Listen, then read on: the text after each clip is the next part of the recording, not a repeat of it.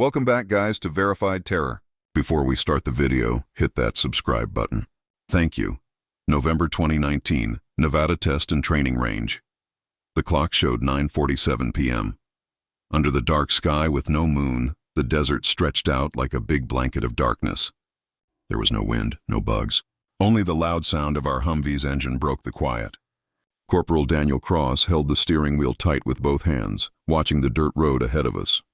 The headlights made two yellow beams on the sand, showing only scattered bushes and empty land. You could drive for hours here and never see another living person. That was exactly what our commanders wanted. I was watching the radio control panel from the passenger seat. Corporal Nate Harlow, radio operator. Tonight was normal, like the patrols we'd done over the past 6 months.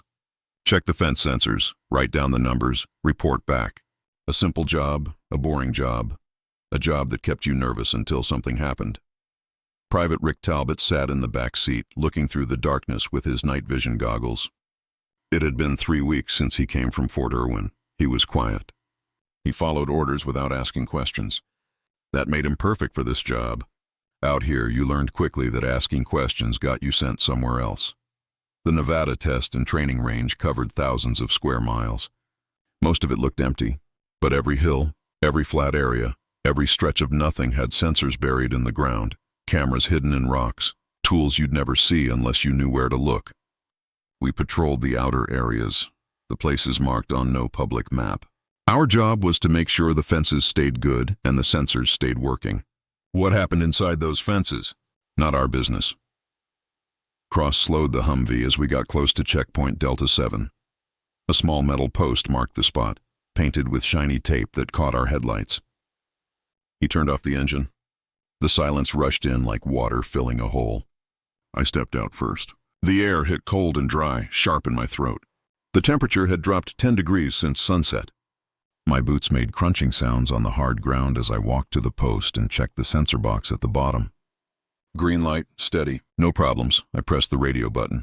Range control, Delta 7, checkpoint clear. Sensor good, over.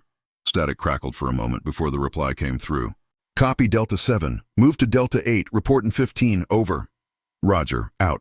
Cross started the engine again and we rolled forward. The path curved northeast, following the bottom of a low hill. Stars filled the sky, thick and bright, without any light pollution for 100 miles. Talbot called out from the back. Sergeant, I've got something on the thermal. Cross didn't slow down. What kind of something? Heat signal. Small, about 200 meters northwest. Looks like an animal. Coyote, maybe. It's not moving. Cross looked at me. I shrugged. Wild animals weren't strange, but you wrote down everything, even a coyote. I made a note in the patrol log. Time, location, description. By the time I looked up, Talbot had lost the signal. Gone, he said. Probably just went behind that rock. We kept going. The desert rolled past, endless and flat. The Humvee's engine made a steady droning sound. My mind started to wander the way it does on long patrols. I thought about home, about the base cafeteria coffee, about anything except the empty sand. Then the radio made a hissing sound. Not the usual static, something sharper, like a squealing sound trying to fix itself. I tapped the panel. The hiss got smoother. 5 seconds later it came back. Radio acting up. Cross asked, little bit. Probably just air problems out here. Happens sometimes. He didn't look sure, but he didn't argue. We'd both been stationed at Nellis long enough to know that weird things happened in the desert. Radios picked up echoes from faraway bases. GPS units messed up near certain areas. Compasses spun for no reason. The Air Force called it magnetic problems. We called it Tuesday. At 10:03 p.m., we reached the turn for Delta 8. Cross took it slow, the Humvee bouncing over loose rocks. The path here was rougher, barely more than tire tracks in the sand. Ahead, the ground opened into a wide flat area, flat as a table. The sensor post stood in the center, a dark shape against the stars. Cross stopped about 30 meters out and shut down the engine again. This time the silence felt heavier, thicker, like the air itself had weight. I climbed out and right away noticed something wrong. The sensor post status light wasn't blinking.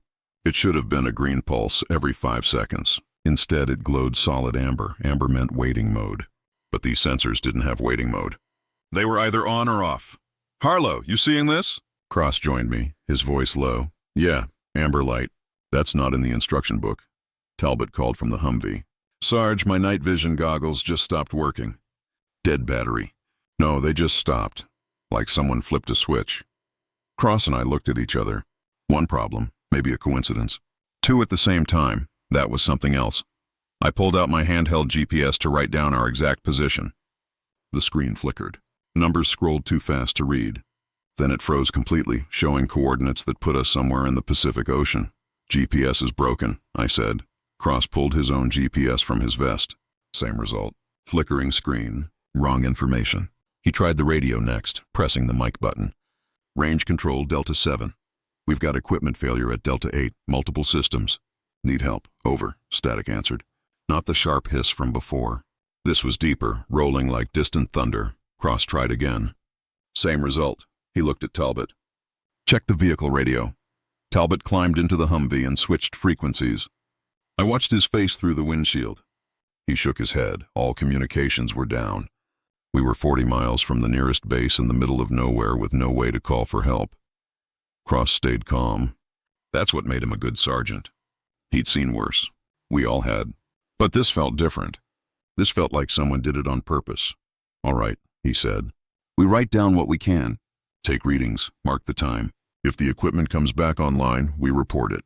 If not, we drive back and report in person." I nodded and started toward the sensor post. My flashlight beam cut across the sand, catching nothing strange. The post looked normal. No damage, no footprints. I bent down beside it and opened the access panel. Inside, the circuit board glowed with small LEDs. Everything looked working, but when I checked the data port, the readout showed zeros. No signal, no power use, like the whole system had gone to sleep. That's when Talbot spoke up again. His voice was different now, tighter. "Sarge, you need to see this." Cross and I turned. Talbot stood beside the Humvee, staring at the sky. Not at the stars, at something between us and the stars. I followed his eyes and felt my chest tighten. About 1,000 feet up, maybe less, something blocked out a perfect triangle of stars. No lights, no sound, just a black shape, huge, silent, moving slowly from west to east. It moved like it was floating on water, smooth and careful. The edges were sharp, shaped like something made with tools, clearly shown against the star field. Each point of the triangle looked exact, almost machine-made. "What the heck is that?" I whispered. Cross didn't answer. He just stared. We all did. The thing passed directly over our heads, and as it did, the temperature dropped. Not slowly, instantly. I felt it through my jacket. My breath turned visible. The air smelled different, too. Metallic, like the smell after a lightning strike. My skin prickled. Every hair on my arm stood up. The feeling wasn't fear, not yet. It was something older. Instinct, the sense that something bigger than you is watching. The craft kept going east, moving at maybe 30 miles per hour. No engines, no smoke, no heat that I could see. Talbot tried his night vision goggles again. This time they flickered on for a few seconds, long enough for him to get a look. He pulled them off his face like they'd burned him. "Jesus." "What?" Cross demanded. I don't know. It's like looking at a hole. The thermals can't lock on. It's showing cold, really cold, way below normal temperature." I checked my watch. 10:19 p.m. We'd been here 16 minutes. The craft had appeared maybe 2 minutes ago. I forced myself to think. Write it down. Record it. Evidence. I pulled out my phone. No signal, but the camera still worked. I raised it, aimed at the shape, and pressed record. The screen showed the stars clearly. But where the triangle should have been, there was only broken-up static. Like the camera couldn't understand what it was seeing. "Camera's not picking it up," I said. Cross tried his phone. Same result. The object was there. We could all see it, but no device would capture it. That realization settled over us like cold water. Whatever this was, it didn't want to be recorded. Or maybe it couldn't be. Maybe it existed in a way that our technology wasn't built to register. The craft slowed. Then it stopped. Just hung there, about 800 feet up, directly above the center of the flat area. We stood frozen. Nobody moved. Nobody spoke. I don't know how long we stayed like that. Could have been seconds. Could have been minutes. Time felt stretched, like rubber. My heart pounded in my chest, but the rest of me felt numb, disconnected, like I was watching this happen to someone else. Cross finally broke the silence. "We need to get back to the vehicle." He said it quietly, but with enough edge that we both moved. We backed toward the Humvee slowly, keeping our eyes on the craft. It didn't follow, didn't react, just hovered there, silent and black. When we reached the Humvee, Cross started the engine. It turned over once, coughed, and died. He tried again. Same result. Talbot leaned forward from the back seat. It's draining the battery. That's not possible, Cross said, but he tried the ignition one more time anyway. Click. Nothing. The electrical system was dead. Lights out, radio out, everything out. We sat in the dark in a dead vehicle under a craft that shouldn't exist. Cross reached for his gun, then stopped. What was he going to do? Shoot at it? That thought almost made me laugh. Almost. But the sound died in my throat because the craft was moving again, not forward or back. It was coming down.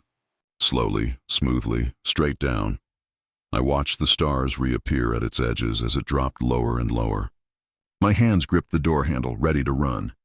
But where would I go? The nearest cover was half a mile away. The nearest base was 40 miles. If this thing wanted us, we were already caught. At about 400 feet, it stopped again. Now we could see details.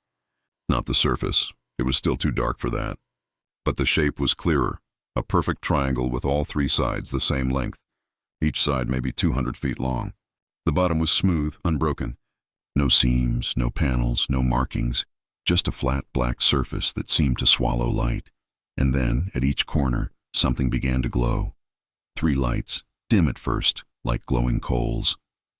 They pulsed in order: left corner, right corner, rear corner, left, right, rear.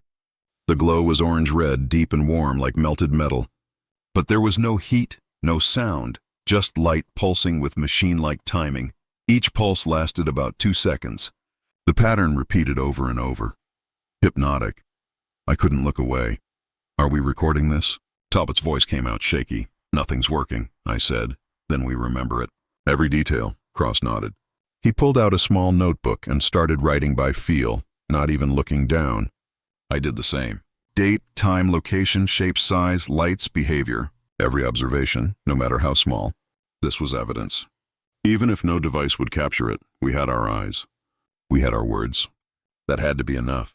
The craft hung there for what felt like forever. The lights pulsed. The air stayed cold. Nothing else happened. No beams, no sounds, no doors opening. It just watched us, if something like that could watch, and we watched back. After a while, maybe 10 minutes, maybe 15, the lights began to fade. The pulses slowed. The glow dimmed, and then, without warning, the craft moved. Not slowly this time. Fast. Impossibly fast. It shot straight up, speeding up in a way that should have created a sonic boom, should have torn the air apart. But there was no sound, no blast, no wind. 1 second it was there, the next it was gone, vanished into the stars like it had never existed. I blinked. My eyes tried to track it, but there was nothing to track. Just empty sky, just silence. For a long moment none of us moved. Then Cross tried the ignition. The engine roared to life. Lights blazed. The radio crackled with static, then cleared. A voice cut through. Delta 7, range control. We've lost your signal. Report status. Over. Cross grabbed the mic, his hand shaking slightly. Range control, Delta 7. We're online. Equipment problem at Delta 8. Requesting immediate return to base. Over. There was a pause, then. Copy, Delta 7. Return to base approved. Report to debrief when you arrive. Out. Cross dropped the mic and looked at us. His face was pale in the dashboard light. Did that just happen? Yeah, I said. It happened. Talbot leaned back and breathed out slowly. What the heck was that thing? Neither of us answered. We didn't have an answer. Cross put the Humvee in gear and turned us around. We drove back toward the base in silence. My hands were still shaking. I tried to write more notes, but the pen kept slipping. Eventually I gave up and just stared out the window at the desert rolling past. It looked normal again. Empty, harmless. But I knew better now. Something was out there, something we weren't supposed to see, and it had let us see it anyway. The drive back felt longer than it should have. Cross kept the Humvee at a steady 50, following the path by GPS now that it worked again. Nobody spoke. The radio stayed on, but range control didn't call. The silence inside the vehicle pressed down like a weight. I kept checking my watch. The numbers moved normally, but time felt wrong, twisted, like we'd spent hours under that craft instead of minutes. Talbot broke the quiet first. Do we tell them everything? Yeah, Cross said. Everything. They're going to think we're crazy, maybe, but we all saw it. All our equipment failed at the same time. That's written down. The sensor logs will show the problem.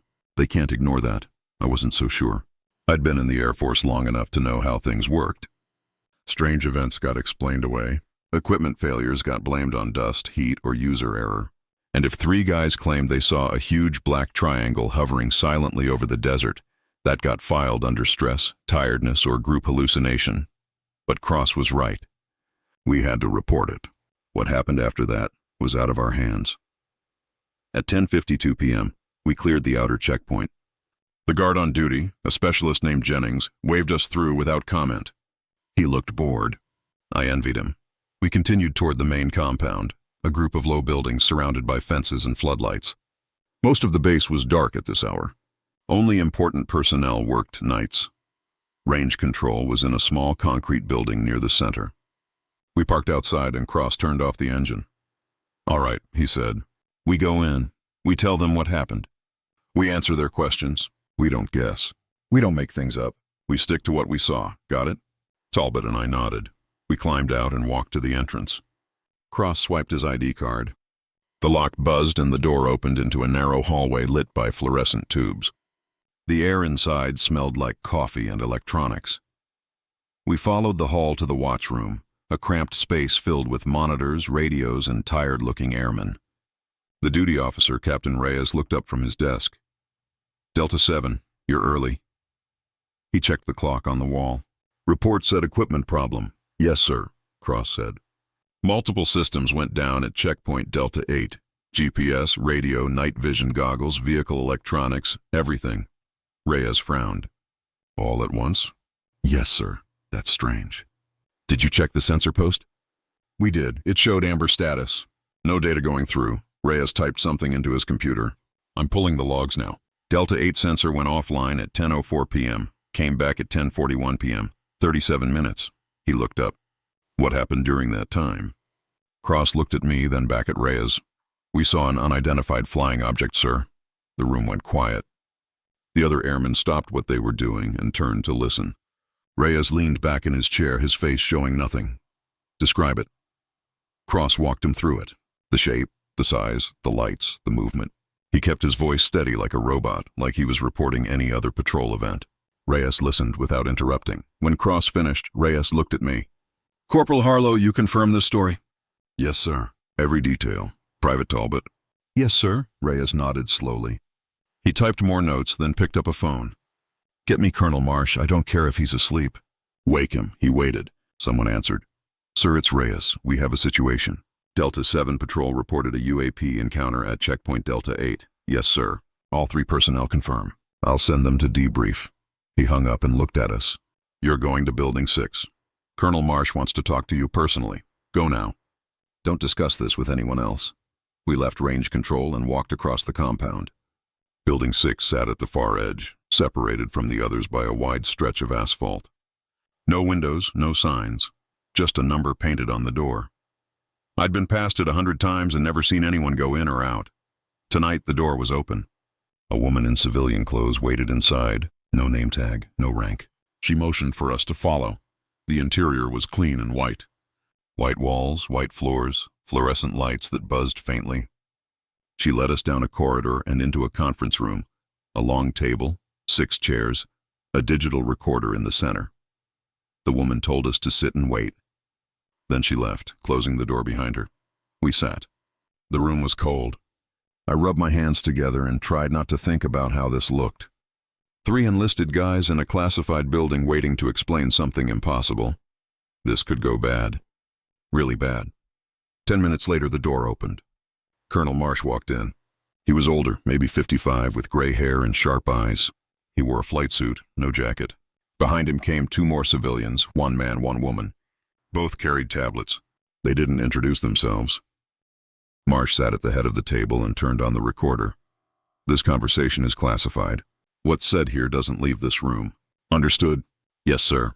We answered together. Good. Sergeant Cross, walk me through your patrol from the beginning. Cross did.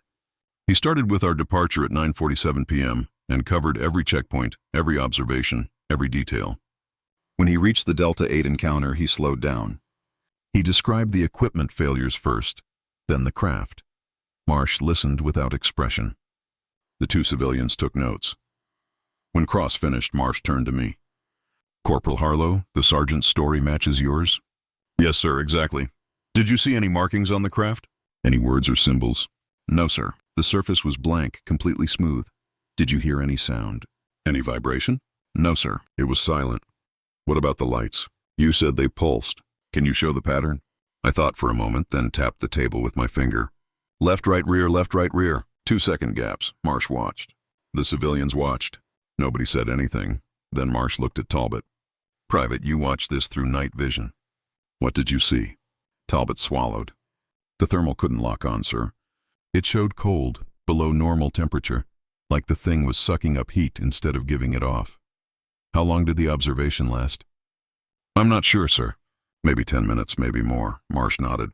He looked at the civilians. One of them, the man, leaned forward. "Did any of you feel physical symptoms during the encounter? Headaches, upset stomach, confusion?" "No," Cross said. "We felt cold. The temperature dropped, but nothing else." "Did you feel watched? Like something was aware of you?" That question hung in the air.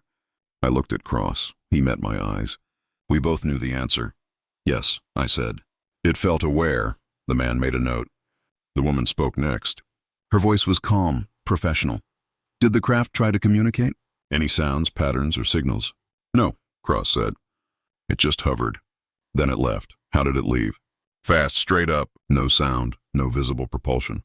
"And your equipment came back online immediately after?" "Within a minute, yes." Marsh leaned forward. "Gentlemen, what you saw tonight is not unique. We've had similar reports from other patrols in this area. Always at night, always in remote places. The objects match your description. Triangular, silent, fast. We don't know what they are. We don't know where they come from. What we do know is that these encounters are classified at the highest level. You will not discuss this with anyone. Not your friends, not your families, not other personnel on this base. If you're asked about tonight, you had equipment failure. That's all." "Do you understand?" "Yes, sir," we said. "Good. You're going to sign non-disclosure agreements. They'll be processed tonight. After that, you'll return to your quarters. Tomorrow, you'll go back to normal duties." This conversation never happened. "The patrol report will show equipment problem and nothing else." "Questions?" I had 1,000 questions. So did Cross and Talbot. But we didn't ask them. You don't question colonels. You don't question civilians in classified buildings. You nod, you sign, you move on. That's how it works. One of the civilians produced 3 identical documents. We read them. Standard NDA language. Punishments for disclosure. Legal consequences. I signed. Cross signed. Talbot signed. The civilians collected the papers and left without a word. Marsh stood. "You did good work tonight. You followed the rules. You wrote down what you saw. That matters, but from this moment forward, you forget it." "Understood." "Yes, sir." Dismissed. We left Building 6 and walked back across the compound. The sky was starting to get lighter in the east. Dawn wasn't far off. None of us spoke until we reached the barracks. Cross stopped outside and looked at us. "We don't talk about this. Not to each other. Not to anyone. It's done." "Roger that," Talbot said. I nodded. Cross went inside. Talbot followed. I stood there for a moment, looking up at the stars. They were fading now, washed out by the coming light. Somewhere up there, that craft was still flying. Or maybe it was back on the ground. Or maybe it was somewhere we couldn't imagine. I didn't know. I'd probably never know. I went to my bunk, pulled off my boots, and lay down. My mind kept replaying the encounter. The shape, the lights, the silence. I tried to sleep, but every time I closed my eyes, I saw that triangle against the stars. At 6 Mile, wake-up call sounded. I dragged myself out of bed and went through the motions. Shower, uniform, breakfast, everything normal. In the dining hall, I saw Cross and Talbot. We nodded at each other but didn't sit together. We kept our distance. That was smarter, safer. After breakfast, I reported to my duty station. The day dragged. Nothing happened. Nobody mentioned the patrol. By 5 p.m., I was off duty. I went back to my quarters and found a sealed envelope on my bunk. Inside was a single sheet of paper. Reassignment orders. Starting in 2 weeks, I was being transferred to Nellis. Different unit, different area. I stared at the paper. It wasn't a coincidence. They were moving me. Cross and Talbot probably got the same orders. Spread us out. Keep us separate. Make sure the story stayed buried. I folded the paper and put it in my drawer. Then I pulled out my patrol notebook. I flipped to the pages from last night. My handwriting was shaky, rushed, but readable. I read through the notes. Everything was there. The time, the shape, the lights, the silence. I tore the pages out carefully, folded them, and tucked them into my wallet. The rest of the notebook I left as it was. If anyone ever checked it, they'd find normal entries. Nothing strange, nothing classified. Over the next 2 weeks, I didn't see Cross or Talbot. I heard Talbot shipped out to Germany. Cross went to a base in Alaska. I ended up at Nellis, assigned to a logistics unit. Boring work, no patrols, no deserts, no checkpoints, just paperwork and supply runs. I told myself it was better this way, safer. But I couldn't stop thinking about that night.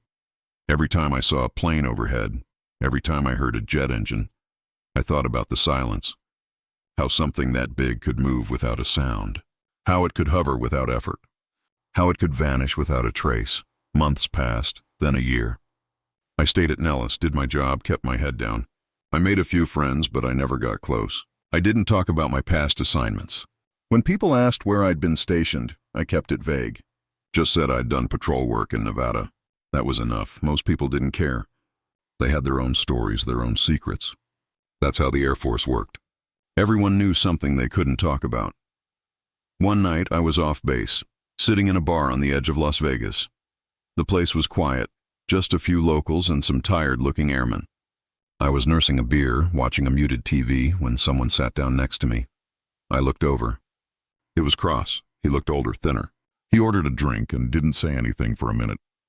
Then quietly, "You still think about it?" I didn't need to ask what he meant. Every day. Me too. You ever see it again? No, but I feel it sometimes. Like it's still out there. Watching. I nodded. We sat in silence for a while. Then Cross finished his drink, stood up, and left. I never saw him again. But that moment stayed with me. The knowing look, the unspoken understanding. We'd both seen something we weren't supposed to see. Something that changed the way we looked at the sky. And we'd both learned to live with it, carrying the weight of that night in silence. Years went by. I finished my time in the military and got out. Civilian life was strange at first. No uniforms, no orders, no structure. I moved to a small town in Utah, got a job at a hardware store, and tried to build something normal. Most days I succeeded. I went to work. I paid my bills. I talked to neighbors about the weather. But some nights, when the air was still and the stars were bright, I'd go outside and look up. And I'd remember. The thing about seeing something like that is it never really leaves you. It's not like a bad dream that fades over time. It's more like a scar. You can ignore it for a while, but it's always there, just under the surface. I tried to move on. I told myself it was over. But deep down I knew better. What we saw that night wasn't a one-time event. It was part of something bigger, something ongoing. In 2022, I started hearing rumors. Not official reports, not news stories, just whispers. People on online forums talking about strange sightings in Nevada. Triangular crafts, silent movement, lights that pulsed in order. The descriptions matched what we'd seen. I followed the threads, read the accounts, and realized we weren't alone. Other people had seen it too. Civilians, hikers, truckers driving through the desert at night. All of them described the same thing, a black triangle. No sound, no heat, just there and then gone. I reached out to a few of them through anonymous accounts, asked questions, compared details. Most of them were real. A few were probably making things up. But some knew things they couldn't have known unless they'd really been there. One guy, a retired truck driver, described the lights exactly as I remembered them. Left, right, rear, 2-second pulses. He said he'd seen it in 2018, about 50 miles north of Groom Lake. Same area, same craft. I asked him if he'd reported it.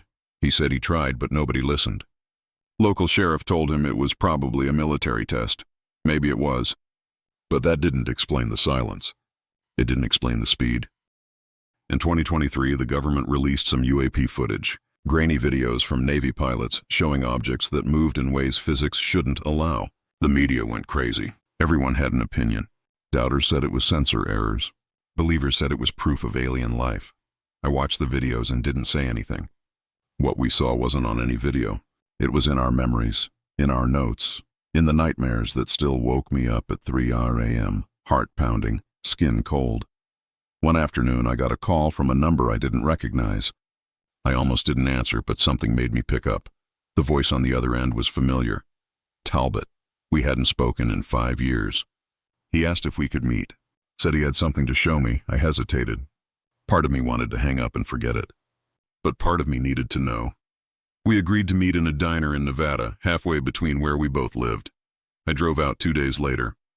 The diner was small, old, the kind of place truckers stop for coffee and pie. Talbot was already there, sitting in a booth by the window. He'd changed, hair longer, face harder, but his eyes were the same, tired, haunted. We shook hands and sat down. For a minute, we just looked at each other. Then he pulled out a folder and slid it across the table. "I've been collecting these," he said. I opened the folder. Inside were printouts, dozens of them. Reports from other military personnel, sighting logs, incident summaries. All of them described triangular crafts, silent movement, rapid speeding up. The locations varied, Nevada, Arizona, New Mexico, California, but the descriptions were identical. Talbot tapped one of the pages. "This one's from 2021, Marine Patrol near Yuma. 3 guys, same equipment failures, same craft. They reported it. Got the same treatment we did. NDAs, reassignments, silence. Where'd you get these?" "Contacts. People who still work on base. People who got out and can't let it go." He leaned forward. "We're not crazy. We're not alone. This thing, whatever it is, has been flying over the Southwest for years, maybe decades. And they know about it. They've always known. Then why keep it secret? Because they can't explain it. They can't control it. And they don't want the public to panic." I looked at the reports again. So many people, so many encounters, all of them hidden, all of them filed away and forgotten. I felt anger rise in my chest. Not at Talbot, not at the other witnesses, at the system that buried the truth, that silenced people for asking questions, that treated honest observations like threats. "What do you want to do with this?" I asked. "I don't know. Part of me wants to go public, post it online, let people decide for themselves. But the other part," he trailed off, "the other part knows what happens to people who talk." Yeah. We sat there for a long time. The waitress brought coffee. We drank it slowly, not saying much. Eventually, Talbot gathered up the folder and put it back in his bag. He stood to leave, then paused. Cross reached out to me last year. Said he was working on something, a way to track the sightings, map them, find a pattern. He wanted to meet, but then he stopped responding. I tried calling. Nothing. I went to his last known address. Neighbors said he moved. No forwarding information. You think something happened to him? I think he got too close to something they didn't want him to see. That thought stayed with me long after Talbot left. I drove back to Utah, parked in my driveway, and sat in the truck for an hour, staring at nothing. Cross had always been the careful one, the smart one. If he disappeared, it wasn't by accident. Someone had made sure he stopped asking questions. And if they did that to him, they could do it to any of us. I went inside, pulled out my old patrol notes, and read them again. The ink had faded, the paper was yellowed, but the words were still clear. I thought about burning them, destroying the evidence, making it like that night never happened. But I couldn't. Those notes were proof, not just of the craft, but of the truth. That we'd seen something, that we'd reported it, that we'd been silenced. If I destroyed them, I'd be helping the cover-up. And I wasn't ready to do that. Instead, I made copies, scanned them, saved them to a flash drive, hid the drive in a safe place. If anything ever happened to me, someone would find it. Someone would know. It wasn't much, but it was something.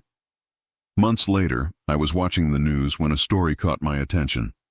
A commercial pilot had reported seeing a triangular craft over Oregon. The FAA investigated, found nothing.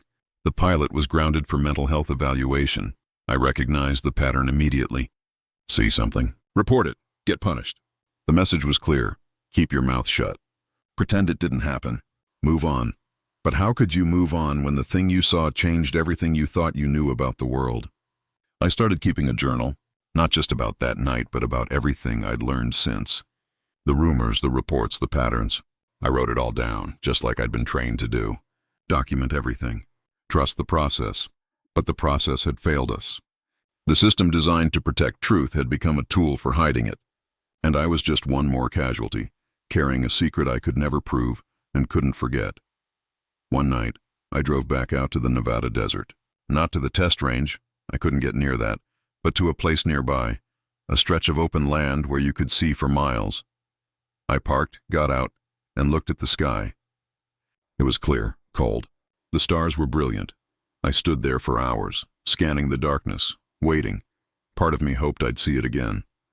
The triangle, the lights, the impossible silence. Part of me hoped I wouldn't, because if I saw it again, I'd have to accept that it was real, that it was still out there, that it hadn't been a hallucination or a trick of the light or some classified military test. Nothing appeared. The sky stayed empty. The desert stayed quiet. I drove home as the sun came up, feeling foolish and relieved in equal measure. Maybe it was over. Maybe that one night was all there was, but deep down, I knew better. Something that advanced that careful doesn't just disappear. It's still flying, still watching, still doing things outside the boundaries of what we understand. I think about Cross sometimes. Wonder if he's still out there chasing answers, or if they found him and made sure he stopped. I think about Talbot collecting his reports, trying to make sense of it all. And I think about everyone else who's seen what we've seen and been told to forget it. How many of us are there? Hundreds? Thousands? All of us walking around with the same secret, the same weight, the same knowledge that the world isn't what we've been told it is. The truth is, I don't have answers. I don't know what that craft was. I don't know who built it, or where it came from, or why it was over that desert on that specific night. Maybe it was ours. Some black project too classified for even the military to talk about. Maybe it was something else, something foreign, something unknown. I'll probably never know. But what I do know is that I saw it. We all saw it, and no amount of NDAs or reassignments or official denials can change that. Last year I got a package in the mail. No return address. Inside was a single photograph. It showed a dark shape against a starry sky, triangular, clear, unmistakable. On the back, someone had written a date and coordinates. I looked them up. The date was 3 weeks ago. The location was southern Arizona near the border. Someone else had seen it. Someone else had proof, and they'd sent it to me. The photograph was different from anything I'd tried to capture that night. This one was clear, sharp. The triangle stood out against the stars like it had been cut from black paper. The edges were exact, mathematical. Each corner showed the same faint glow we'd seen, that deep orange-red pulse frozen in time. I held it up to the light. Real photo paper, not a printout. Someone had developed this in a darkroom. Someone who knew what they were doing. I studied it for hours that first night, looking for clues.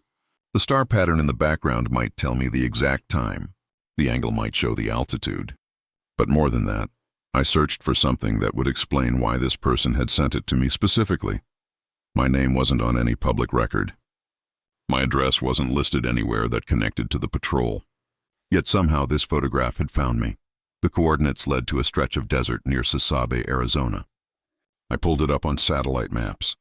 Empty land, no towns, no bases, just scrub and sand, the same as Nevada. I checked weather reports from that date. Clear skies, new moon, the same conditions we'd had. Whoever took this photo had been in the right place at the right time. Or maybe they'd been tracking it. Maybe they knew where to look. A week later, I got another package. Same blank envelope, same lack of return address. Inside was a USB drive. Nothing else. No note, no explanation. I almost didn't plug it in. You don't just connect unknown drives to your computer, especially when you're dealing with classified material and possible watching. But curiosity won. I used an old laptop disconnected from the internet and opened the drive. It contained a folder. Inside were documents, dozens of them. Incident reports from military and civilian sources, pilot testimonies, radar logs showing objects moving at impossible speeds, photographs similar to the one I'd received. All triangular crafts, all showing the same characteristics: silent movement, rapid speeding up, electromagnetic interference. The files were organized by date and location, spanning from 1989 to the present year. Someone had been collecting this information for decades. Someone with access to restricted databases and classified reports. Someone who was now sharing it with me. At the bottom of the folder was a text file. It contained a single sentence. You were not the first. You will not be the last. They know. You know. I read that line 20 times. Each time it felt heavier. They know. You know. Who were they? The military, the intelligence agencies, or something else? Something connected to the craft itself? The idea that we might be monitored, tracked, identified as witnesses made my skin crawl. But it also made sense. If these encounters were being written down, if there was a system in place to handle them, then of course they'd keep tabs on the witnesses. Make sure we stayed quiet. Make sure we didn't connect with each other. I thought about Cross again. How he'd stopped responding. How he'd disappeared without explanation. Maybe he'd received the same packages. Maybe he'd dug too deep. Maybe asking the right questions had put him on someone's radar in a way that couldn't be ignored. The thought made me nervous. For weeks afterward, I checked my rearview mirror constantly, watched for unfamiliar cars on my street, paid attention to people who seemed to appear too often in the same places I went. Nothing obvious happened, but the feeling never left. That sense of being observed, of invisible eyes tracking my movements, of some huge system quietly taking notes. I don't know who sent me that photograph and that USB drive. I don't know why they chose me. Maybe they'd found my name on an old report. Maybe they were reaching out, trying to connect with someone who'd understand. Or maybe they were warning me, reminding me that it's still out there, still flying, still watching, and reminding me that they were watching too. I keep the photo now, tucked in my wallet next to my old patrol notes. 2 pieces of evidence, 2 fragments of a truth the world doesn't want to talk about. I don't know what I'll do with them. Maybe nothing. Maybe one day I'll find the courage to share them, to add my voice to the others who've been silenced. But for now, I just hold them. Proof that what happened that night in the Nevada desert was real.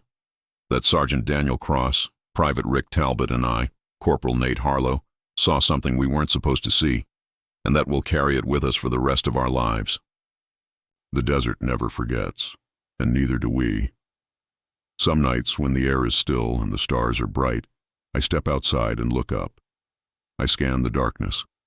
I listen for the silence, and I wonder if it's up there right now, drifting over some other patrol, revealing itself to some other group of people who will be told to forget. The cycle continues. The secret holds, and those of us who know watch the sky and wait. Because one day the truth will come out. Maybe not in my lifetime, maybe not in any of our lifetimes, but eventually, enough people will see it. Enough people will speak up. Enough evidence will surface. And when that day comes, everyone will finally understand what we've known all along. We are not alone in these skies, and what flies above us is beyond anything we've been told to believe. If you're still watching, if this story gave you chills, then you know what to do. Subscribe, because there are more secrets buried in the dark, more witnesses with stories they can't tell, more nights when the impossible becomes real, and we'll keep bringing them to you, one story at a time. The next one is waiting on your screen. Don't look away now.